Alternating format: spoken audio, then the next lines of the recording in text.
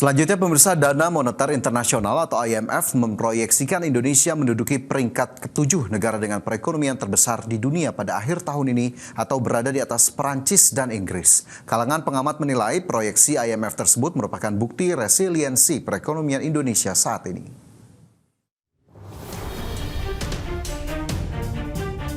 Kalangan pengamat menilai pernyataan Dana Moneter Internasional yang memproyeksikan Indonesia menjadi negara dengan perekonomian terbesar ke-7 di dunia merupakan pengakuan atas resiliensi perekonomian Indonesia di tengah dinamika perekonomian global yang terjadi saat ini.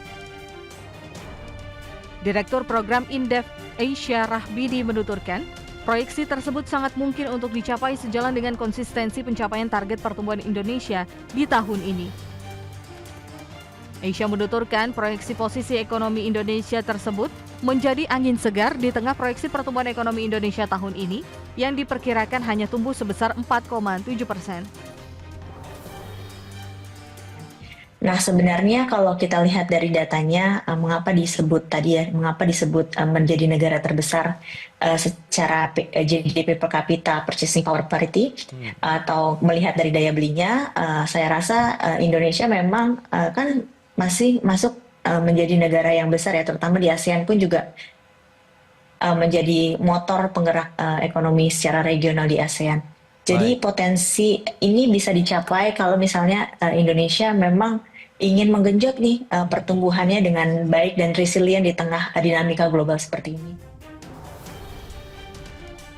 Sebelumnya dalam proyeksi terbaru IMF, Indonesia dinyatakan berpotensi berada di peringkat ke-7 dunia negara-negara dengan produk domestik bruto terbesar di dunia tahun 2025 berdasarkan metode Purchasing Power Parity atau PPP yang mencerminkan realitas ekonomi lokal.